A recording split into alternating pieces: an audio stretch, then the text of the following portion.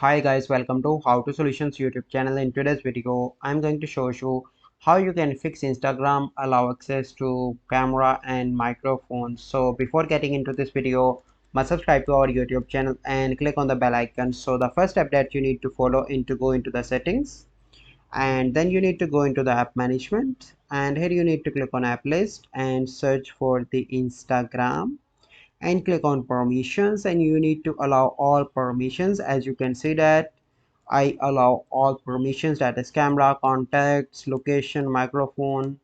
So once you allow all permissions, then you need to go back and open your Instagram application, and then you need to try to post any story, reel, anything. Then you can see that you have access of camera and microphone. So this is a process by which you can fix problem of camera and microphone in settings.